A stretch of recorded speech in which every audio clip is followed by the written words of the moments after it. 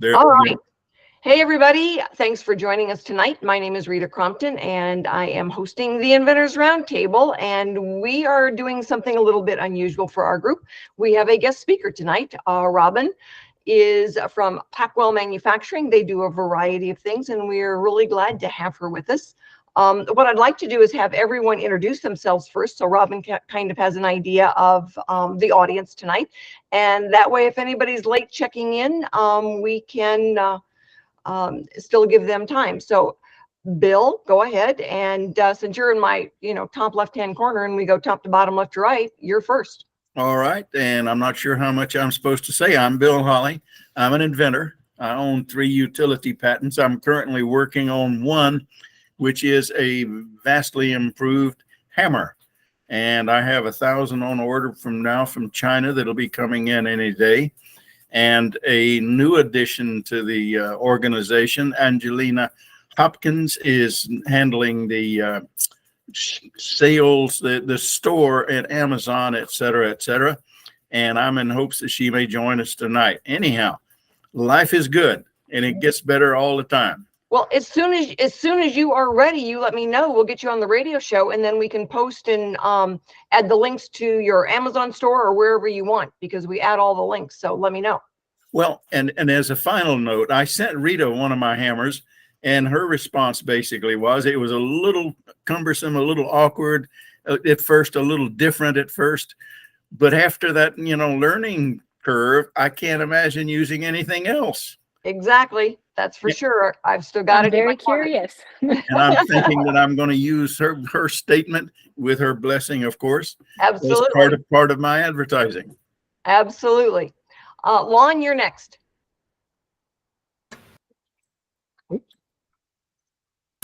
Hello, can you hear me? Yep. I'm Lon Cunningham. I live in Texas. I'm a troublemaker and an inventor. I'm quadriplegic bilateral amputee, and I love to fish, and I was told I'd never get to again. And I remember as a child fishing with my grandfather, and grew up on the riverbanks of the Mississippi and the Rock River, and took my kids fishing at an early age. I think the youngest one was probably 3. Listening to your falling in the river, my oldest son fell in the Mississippi River right above the locking dam and was being sucked down river, and I was running across a rock wall trying to get to him. He crawled out on his own, but it was interesting. But anyway, I invented something that makes it possible for people who are partially or mostly paralyzed to be able to cast out, reel in, and catch their own fish. Excellent. And it's at patent pending stage right now. Well, we're looking forward to getting that one out there. Maggie, you're next. Hello, my name is Maggie. I'm in San Diego, and I'm right under the flight path, so sometimes my internet is not great. But I just last week started as a full-time inventor. I was an occupational therapist for 10 years, pediatric occupational therapist, and now I'm working on a tool for kids to use to help calm themselves. Excellent. Good for you. Good for you. Brandon, you're next. Hi, everybody.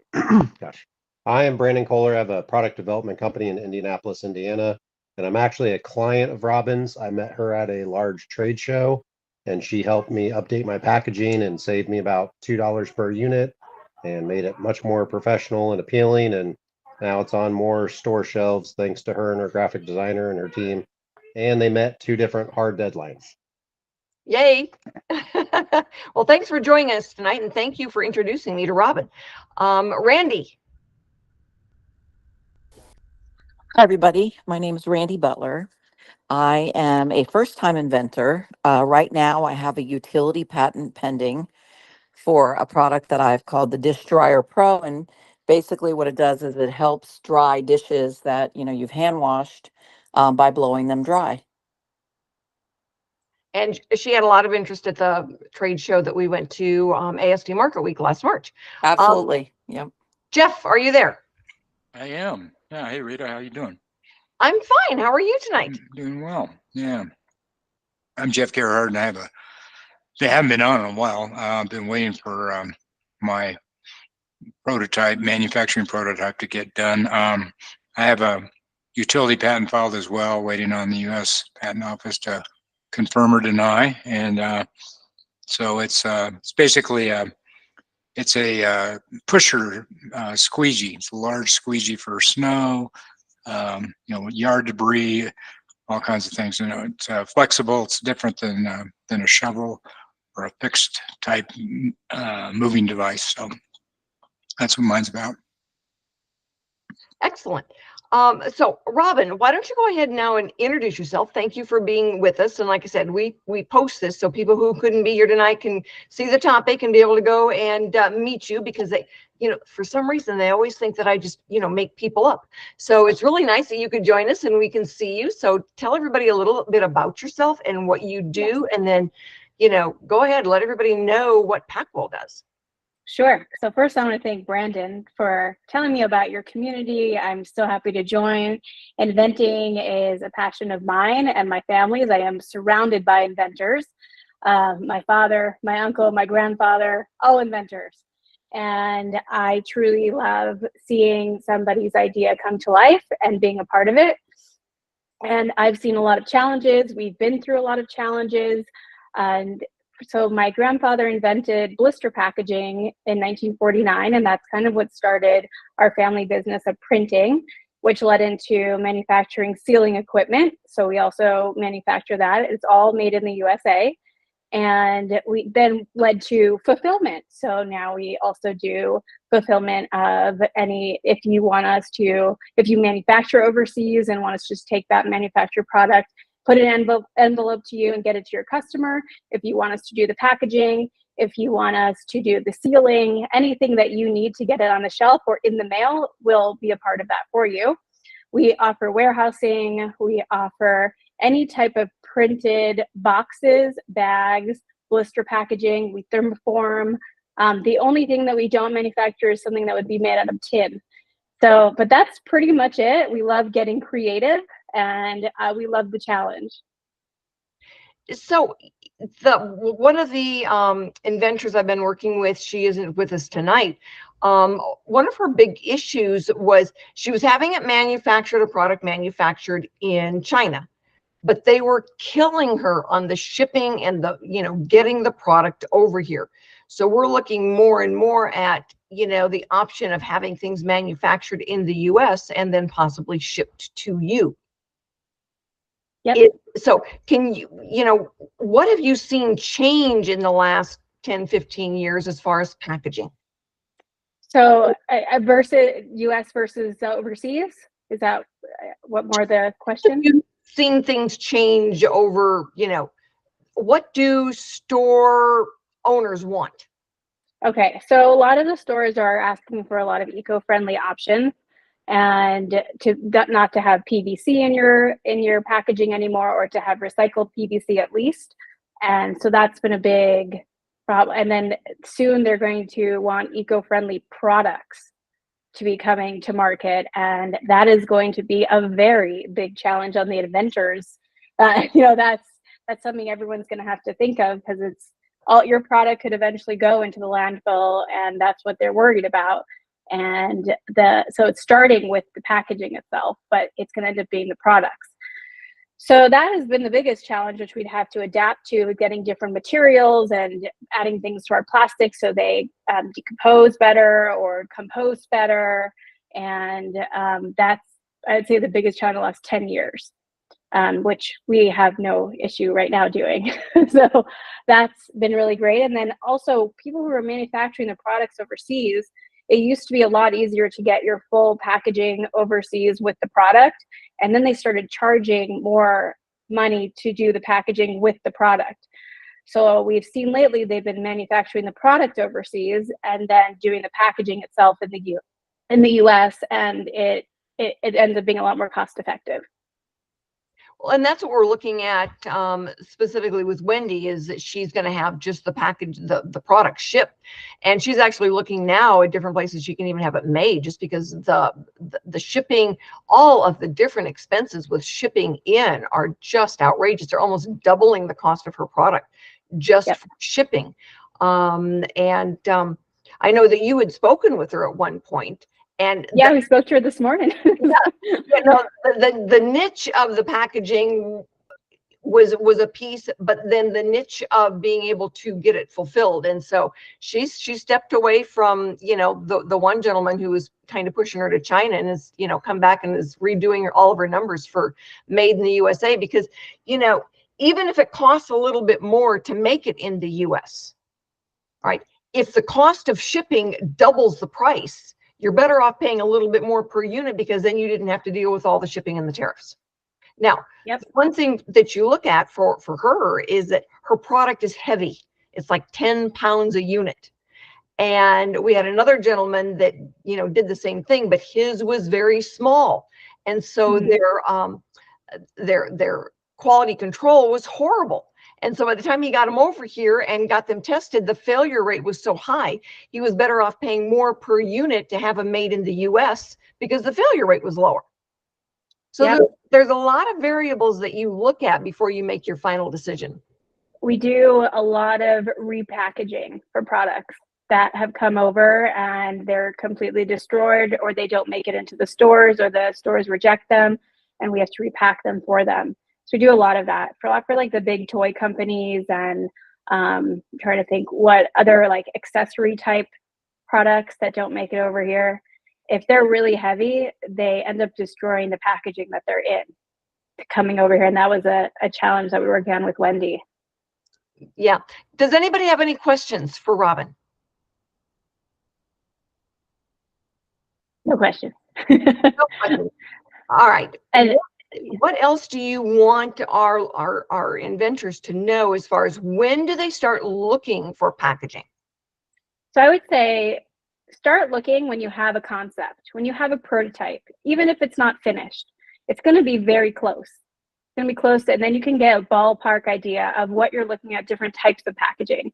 So I always give, let's say a product is $15 and under, and it's small.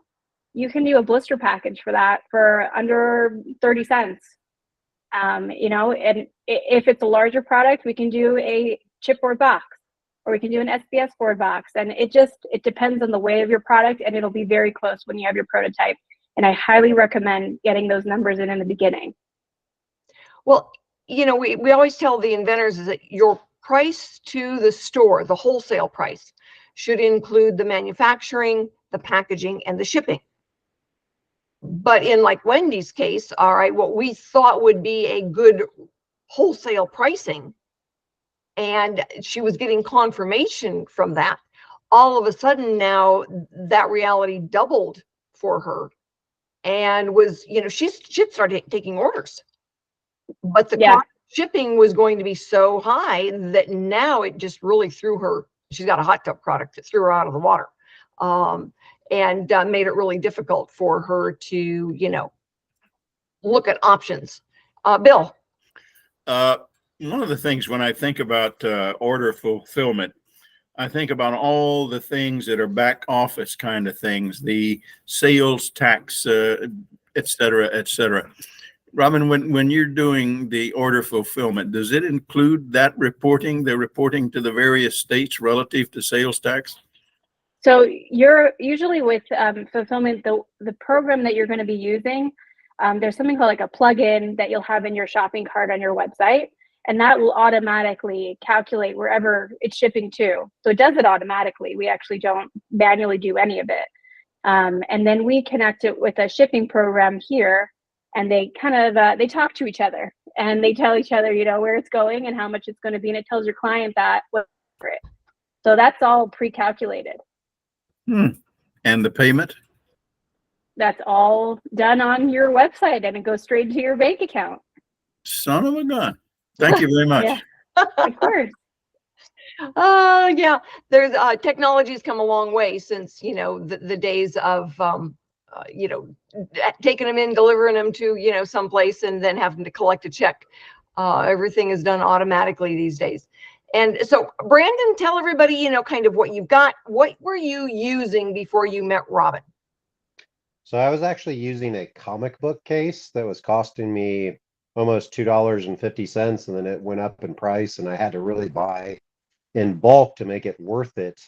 And so I had met Robin at a trade show. I'd showed her my product. She had laminated and put my business card in a blister pack for me and really kind of like stood out. And so we went back and forth. I showed her what I was trying to do. I told her what I was doing with the bigger models that people wanted 7,500. They wanted 10,000 presses. And so she sent me a couple samples. She did some printing for me. She put me with her graphic designer to help update my packaging to make it more presentable, to make it more retail friendly, to add dumb stuff like the California compliant and all that good stuff that you don't think about because you just have a product or a widget that's all needed to be on a retail shelf.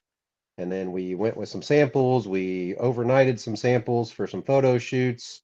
And now I have a finished product for someone that I pretty much kind of license my product to. And then I have my personal version. And saved about almost $2 a piece. So That I went makes a big from deal. Yeah, from wholesale. 260 to like 60 cents. Yeah, makes a big difference. Lon? Well, I was just wondering two things. One, do you have a page where we could go and see your products that you offer and different things, get an idea or a flavor for packaging? Because mine's kind of a large item. And the other thing is, do you have contact information, or will you give us your contact information? Because I'm not at that stage yet. I think we would agree with me there, that hopefully, within the next probably 6 months, I'm going to be either in a licensing agreement or looking at that stage. The answer is yes to everything. Our website, you can get in contact. I can get you all of our contact information and my information. You can go to our Instagram, see some examples. And really, if you show us what you're looking to package, we'll give you some ideas. And if you send us a product, we'll make you a free mock-up and send it back to you. So she is a Packwell Manufacturing. You can Google Packwell, Pacwell, Packwell Manufacturing. And that's what's going to come up. And then their logo will be on the Invent America website. And you'll be able to put it in the chat for you. Yeah. And so there'll be multiple ways to find her.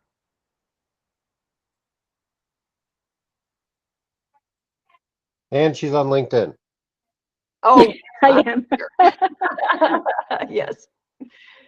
And I want to introduce her to Greg Owens, and because they do the Made in the USA hour on the Home Talk USA show. They're the hour right after Invent America, but all of their products are made in the USA. So you would be a really good connection for them. Sure. Thank you. Thank you for all the opportunities.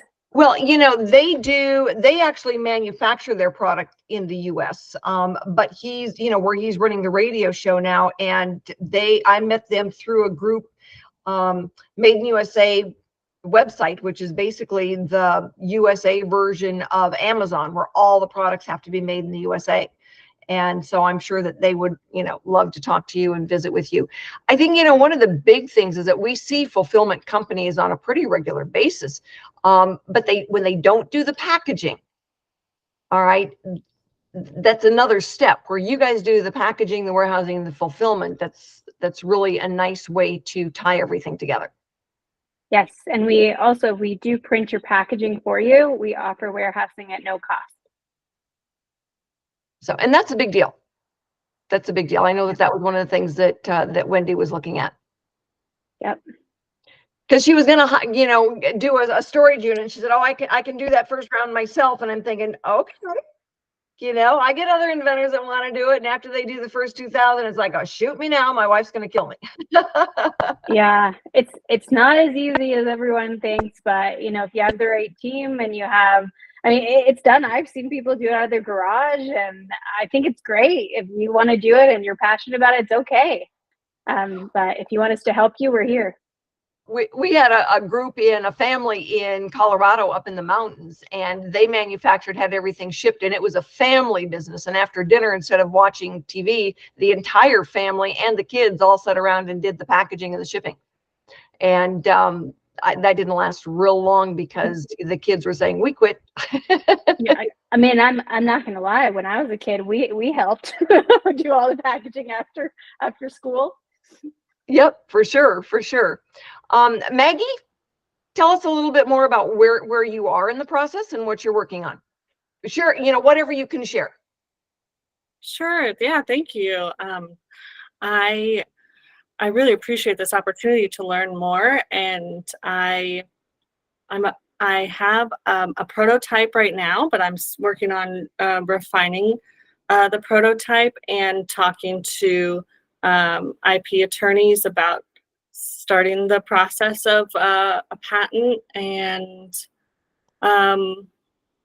yeah, so my head is more on that, like, Okay. All right. is it worth doing a patent, or like, yeah, I'm not necessarily ready for the packaging, but I'll be excited to be there. Well, I wasn't sure kind of where you were in the process. If you can, give me a call tomorrow. Okay. All right. Or shoot me an email. I'll send you a non-disclosure, non-compete. Because I don't think we've done one yet, have we? No, but I was shoot me an just so email. thankful to you. Yeah. And For doing this. then we can talk, and I can ask you a few questions a little bit more about what you're doing and kind of where you are in the steps. Sure. Thank you. Yeah, my pleasure. You've got my email address, right? Well, if it's the one on the website. Oh, yeah. It's everywhere. And my phone number is everywhere. They're going to print that on the side of my casket. When I die, I'm taking it with me. Thank goodness it wasn't last week. So we're good on that. Carol, introduce yourself. You came on just a little bit after we started the recording. You're muted, so unmute yourself.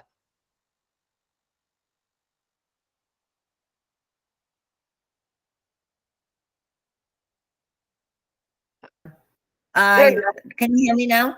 I can hear you now. Oh, good. Okay, yes.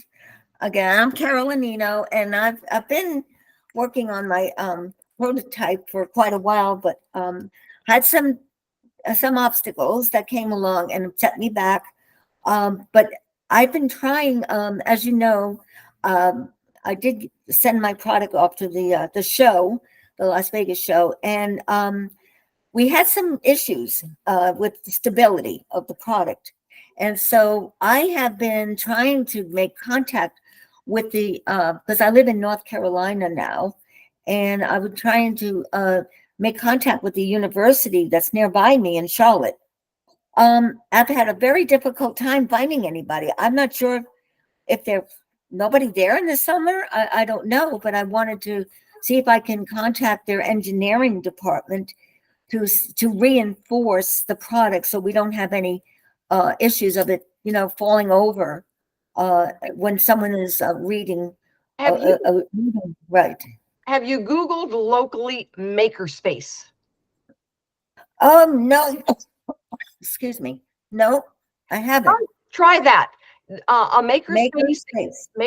There will probably be several within a reasonable distance, and you can contact them. Okay. They frequently will have meetings, and you can.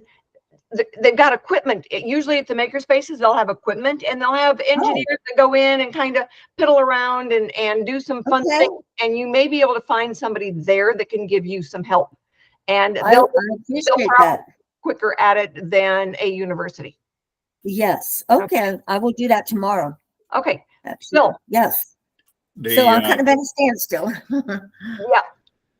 Right. The main thing I wanted to say is that I found the same thing. I live near a major university. I live in Tampa, Florida, and I found it almost impossible to get those folks to do anything. And the engineering department has used two of my ideas for what they call a capstone project. And I still find it very difficult to get anything from the folks at the university. It's easy to provide information going one way, but coming the other way is much harder.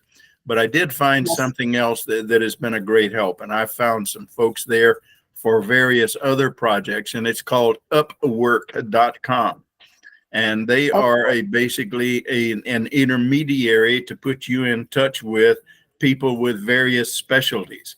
And they have on tap people from all over the world. You can specify US only, but whatever specialty you're looking for, you can probably find it at upwork.com and at reasonable prices. Are they advertised on TV? Is that the same company? No, I don't think they advertise Oh, anywhere. okay. I've never All seen right. any advertising for them. Oh, okay. Well, that's They good. just started advertising on TV here about 3 months ago. So Okay. they're a bid by job kind of employer. Yeah.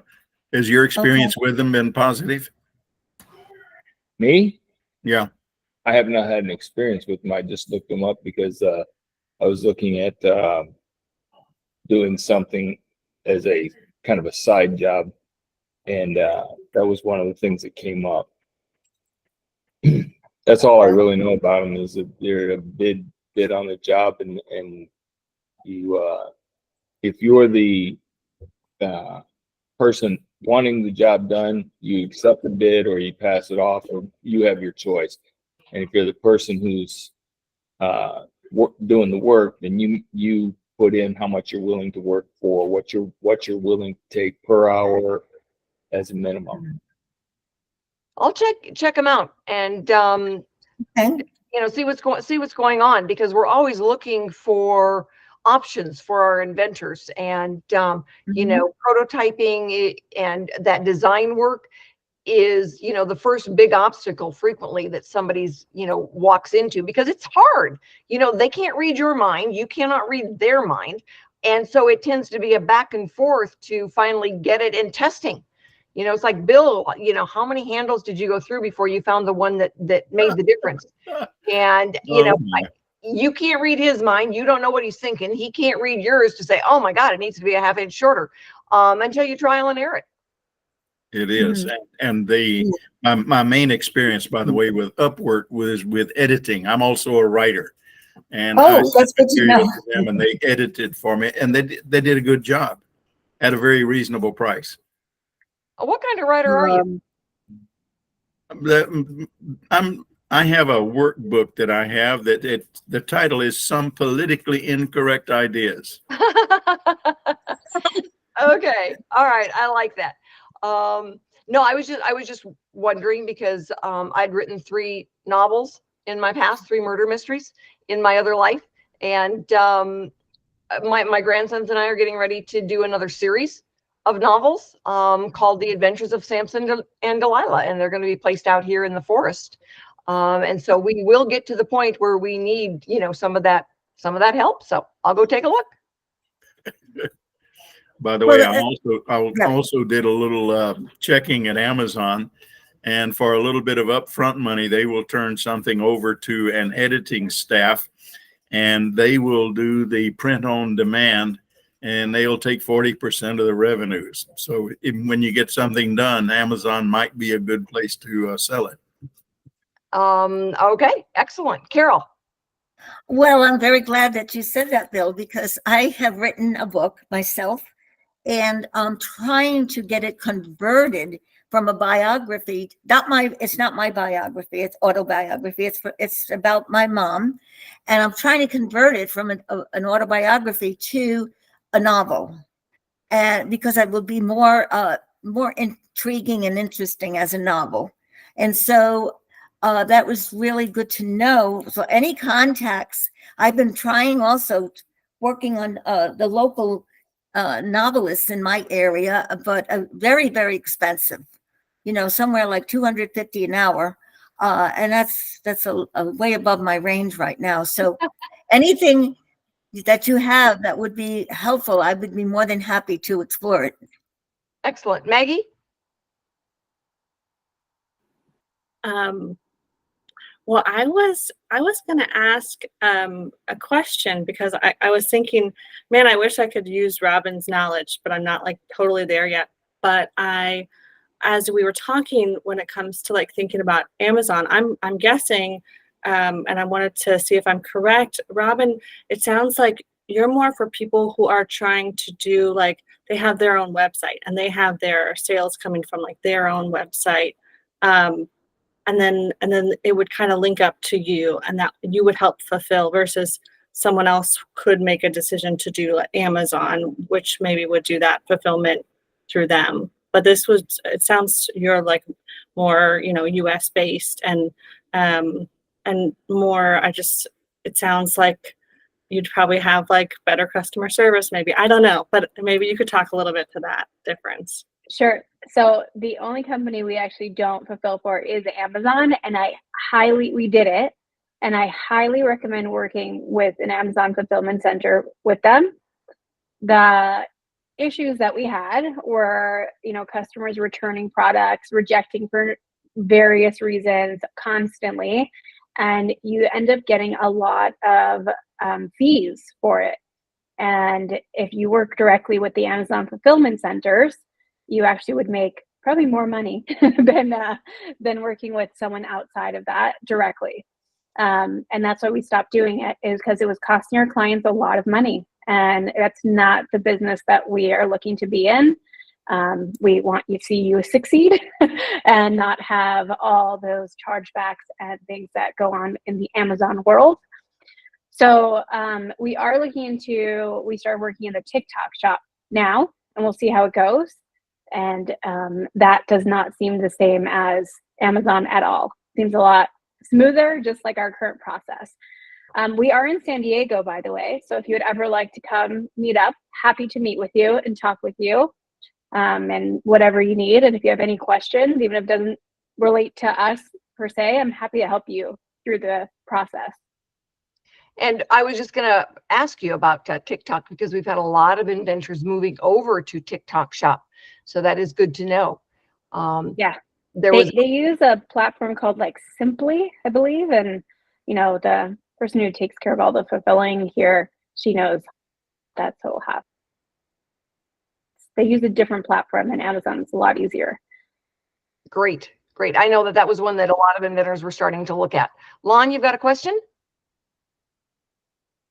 Unmute yourself, Yes, honey. There you go. This would be for you.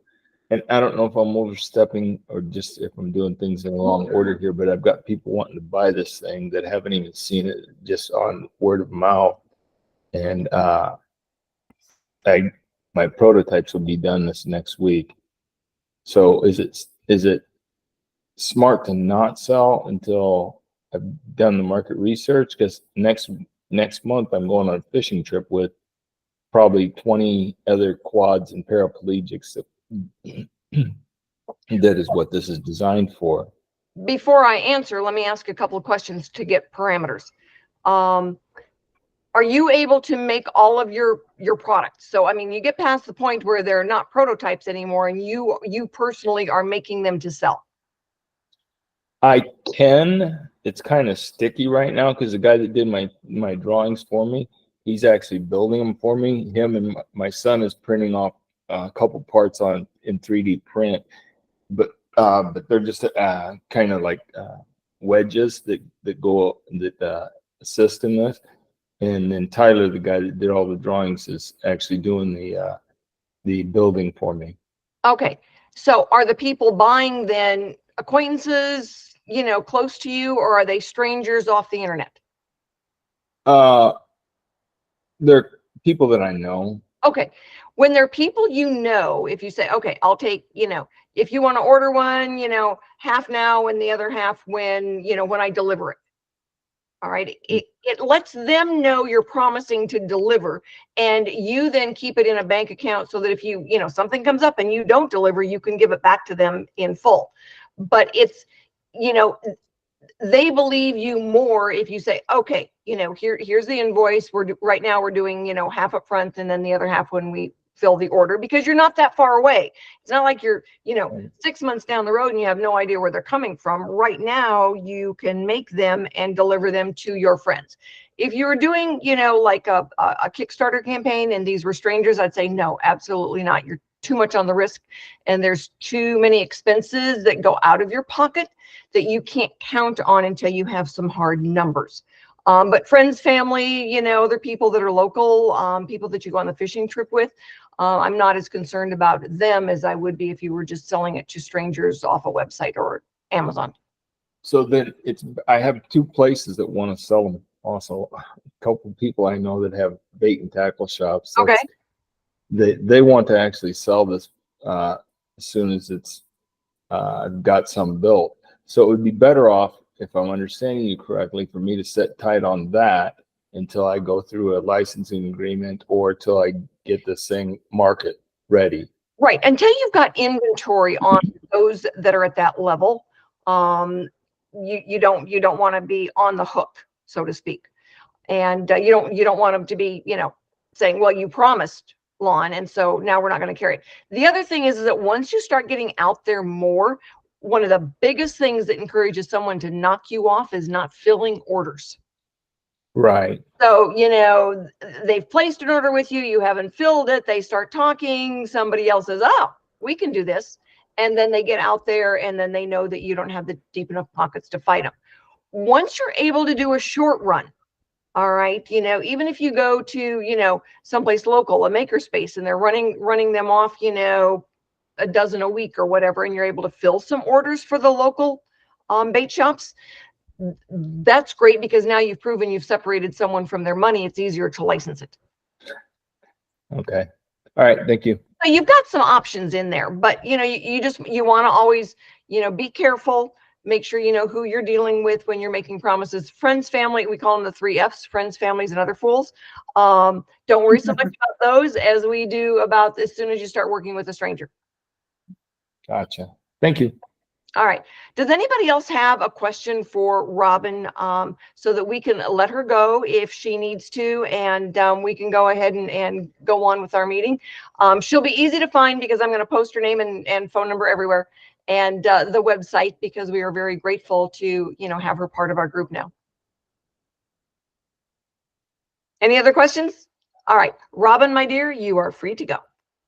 It was really nice to Thanks, meet you all. Robin. Thank you so Thanks much. for being here, Robin. See you later. Yeah. Thank you. Thank feel- you. Thank you Good for work, sharing Robin. your time with us. Thank Have you. a good meeting. Thanks so All right, much. bye-bye. And if anybody's got questions, I will make sure that you've got her contact information. So Jeff, we haven't seen you in the longest time. How are things going for you? They're going along. I've got Noah working on building the prototype. He's got it done, and he's supposed to ship it to me this week. So we'll see what he's come up with. He's had the kind of main component of this thing manufactured. So, and he sent it off to. I was eating my dinner, so I didn't want to eat in front of you guys. But so Dinner, so maybe he shared, basically yeah. It's dinner time here in Colorado. Anyway, so he's got it done. So I'm excited to see what he came up with. He's made some modifications to make it a little bit easier to manufacture, and that Okay. was the whole point. So we're trying to get it to a point where it's simple to put together, and we can use more commodity parts and that kind of thing. So that's kind of where we're at.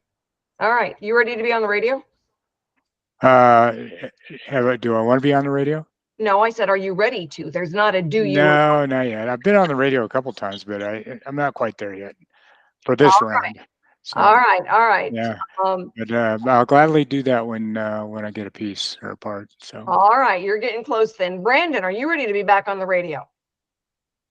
I don't have any new developments or new products. I've just had more progress of getting my patent issued. So I got my design patent awarded last month, and then I'm doing some trade shows next month. I'm going to do the KY Inventors group. They got a booth at the fair. Oh, So- yeah. You're going to that one. Yeah, so we're gonna we split a big booth, and then Okay. you get a lot of eyes, so that's a lot of Yep. fun, and there's other inventors you get to be around. So Oh, yeah. They've got like 750,000 people that go through that show. We just got done posting it. Don Skaggs with the Kentucky Inventors Group was on the radio today. and then I'm going to the Michigan Inventors Expo the 15th Yeah. of next month in Michigan, because it's just neat to meet full-time inventors, and you get to see speakers and the pitch fest and all that. So it's like you're surrounded with what you actually want to do. All right. We're always looking for inventors, on different topics. So sometimes I have a topic that it doesn't matter that you've got anything new, you're still an inventor, and we need people to talk about different things at different times. So your experience is valuable. And so I will be calling on you and Jeff as soon as you're ready. I'll, get on with you and Sure. Lon. You know, I'm going to be getting you on there again. And Bill, when you're ready, I'll get you on there too when you've got some product. Been kind of waiting for some of you guys when you say, okay, now, then we get you on and we post all your websites and, you know, do video with you and everything and demo your product and put your videos out there and, you know, help get eyes on your product. The only other thing is if you guys have a Stephen Gould location near you, ask if you can come in for a tour, because they do like packaging and product development. And I have a location like 40 minutes near me, and the amount of stuff they had, and 3D printers and packaging and bubble machines and cardboard cutters, I was like, this is amazing. I was like, this is a cool place. Yeah, I can pretty much guarantee I don't have one out here. I got 4. How do you spell that? What was I'd that have to look called? it up, but Stephen Gould, it's a like packaging company. And so they make a bunch of packaging for Kohler faucets and for golf balls and Okay. all types of stuff. But because customers bring them their product, they can rapid prototype, they can bubble wrap, they can blister pack, and then they've brought products to market where someone gave them something like, hey, here's an idea. So I was like really impressed with going around their facility with the amount of equipment they had and all types of stuff they were working on. Would you I was like, email? are you guys hiring? Yeah, email me their spelling of their name, website, contact, something. Yeah, and I'll put it in the chat momentarily. Okay, that'd be great. That would be great. So Brandon, what have you done with them? Anything or? No, I just went in for a tour because one of my engineers that I do work with, he recommended I go meet this guy named Michael Lamb, because he's like, they might be able to help you speed up your packaging, or if they ever want kitting, they have 40, 60 full-time people that just kit products all the time also. So if they're putting the raw materials together, so he just wanted me to go tour the facility and then meet kind of the account guy there in case I wanted to change anything. So is your product compatible with them kitting or? Yeah, I've got several pieces that has to be put together, and right now it's my kids and wife, and we put it together at nights and weekends in big batches of like 500. But then my product's also a wood product, so it takes about 26 minutes worth of time and what you're doing with it. And so when I was there, I gave them one of them, and he actually talked about printing it on this new plastic that's kind of malleable, and then they can cut it, and then instead of everything being engraved in, they can just print on it. And I'm like, this might help, because if I could get this down to 30 seconds and not as much manpower, I could get the price down, I could sell more units. It would also be a lot lighter because it's Baltic birch right now, so every unit almost weighs half of a pound. So being in plastic would be a lot lighter. Sure. Yeah, that weight makes a big difference. Randy, the one who called Robin today, her product weighs 10 pounds. So packaging is a challenge, but it's a weight. You know, it's a weight to hold you in a hot tub where you're supposed to be. And so if it, you know, only weighed half a pound, it wouldn't hold you down. And so she's actually been getting orders. So it's like, you know, Yulon, she's been showing her product. She went to ASD Market Week with us last year, and she's been getting people wanting to order product. And so she's got 2,000 that she is trying to decide whether or not she's going to have them made in China, or she's working with a couple of different folks to get it done here in the US or Mexico, because they don't have to ship it. So we'll see. I introduced her to Noah, and then I just introduced her to Greg Owens, who does the Made in the USA, so that she would be able to find some good contacts here in the USA.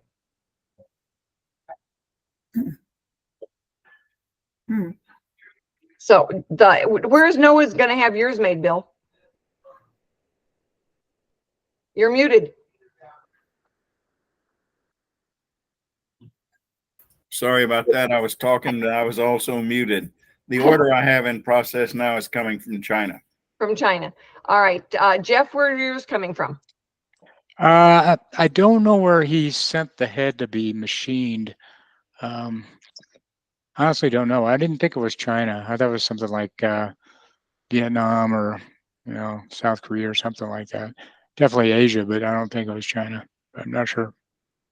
Yeah, I know that they do a lot of different ones. So Yeah. I don't know exactly. I can't assume that it's always going to be one, and that's why I sent her to Noah to ask, because I know he's kind of all over the place, and that sometimes Mexico is a better option than China. Yeah, that might have been Mexico. So yeah. And if we can get her back on to, Made in the USA, that would be great. All right, I was copying down Stephen. I can't write as fast as my eyes are seeing, which is unfortunate. So anyway, Brandon, thank you. If I need more of that information, I will get in touch with you. So Randy, how are you doing? I am doing well, finalizing some changes to my patent. We had to do some reinforcing of it. I had some concerns at the trade show of, people copying it. So, just wrapping up that, and hoping that that after that, my utility patent will get issued eventually. I was going to say, you know what? It is still going to take you 2 more years. So Yep. Yeah. Yep. Yep. just, kind of the way it goes. And I know we had, there was a woman who was just fit to be tied, and because she got an office action. I said, but it's your first one, and it's still right within the time frame of when the first one should come. And she goes, I wasn't expecting to get an office action. It's like, I don't know what to tell you, but that's pretty standard operating procedures. And if you don't get an office action, it means that there's a chance that the patent was too narrow. I mean, you always want to do the dance. You want to do the pushback. So, you've got to be able to get you've got to get them engaged, because a lot of times, the patent attorney can push back on them and say no. And the one who had done her patent had been an examiner, and he understood the game. And he goes, no, this is standard operating procedure. You're going to get at least one. Otherwise, I didn't do a very good job. So they finally calmed down and went ahead and had the response done, which was pretty simple. But you never know. It's always a challenge to understand, because it's not like you guys have done 5 or 6 patents before. For most of you, you've done one and maybe a CIP. This is my first one, and the attorney looked at it. A different attorney did the initial one, and the attorney I'm working with now that you recommended, he's made 20 more claims to make it more broad, so I have better coverage. So yes, Mhm. yes. Yep. I know I've got a gentleman who was talking about his intellectual property, wanting to get one done, so he had a search done. And he's on some medication. So he said, you look at it. And I said, I generally don't, because then I step across that line of practicing law without a license. And he goes, you're just looking at it for me because I can't, I'm on some medications. He's older. He's actually older than I am. So I looked at him, and it's like there were a dozen things that were doing exactly what he was trying to do. And he was so angry at me when I said, you might not want to move down this road. He goes, fine, I'll get an attorney who will do it anyway. And it's like, well, you can always get an attorney who will do it anyway. But that's not the question you asked me. You didn't ask me if you could file. You asked me if you should file. There's a difference. And so that's what we were looking at. And I said, no. But, it's like the guy that, wanted one of our attorneys to do the patent for the spaceship that was going to land in the forest so he could have a one-on-one conversation with God. And I go, it's called a church, and there's one on every corner. And he found an attorney in Denver who wrote him a patent for a spaceship that would land in the forest so he could have a one-on-one meeting with God. Wow. It just blew me away. And so you never know. You never know. So anyway, guys, any other questions, comments, concerns for tonight? No, but a comment. I was in a meeting several years ago now, and one of the guys there was so proud he had a patent, and his patent was for farming in space. And when I pointed out to him that most farm products require water, and he said, "Oh, we'll just dip down to the bottom of the top of the clouds and scoop up the water." But he had a patent, for God's sakes. I know, you know, it is not the examiner's job to say this is really a bad idea. It is only the examiner's job to say this has never been done before. And sometimes when they're really bizarre, okay, they've never been done before, good for you, but does that mean it's possible to do it at all? Sometimes not. But you know, I talked to the inventor who did the transporting of fuel from one plane to another plane in the air. And, you know, he was talking about, he works in the aerospace industry and has for years, and he's made a lot of money at it. And that intellectual property that does that transfer of fuel from one plane to another belongs to him. But somebody told him when he was just starting out, he said, you should make that transport so it could be anywhere in space, any kind of liquid. And he did. And now they use it from space shuttle to space shuttle, and all of the space technology deals with his intellectual property in moving any kind of liquid from one piece of equipment to another. And he goes, if that person had not suggested that, I would never, ever have thought about it. But, you know, he's made a lot of money off of it. Good for him. So you never know. Sometimes, you know, those bizarre ones come to pass. And Can I make a comment to Mr. Bill there? what's that? I want to make a comment on what Mr. Bill there said. Okay, go ahead. You should have then countered with inventing a cloud siphoning hose, so you don't have to dip down. You just drop the hose into the cloud and suck it out.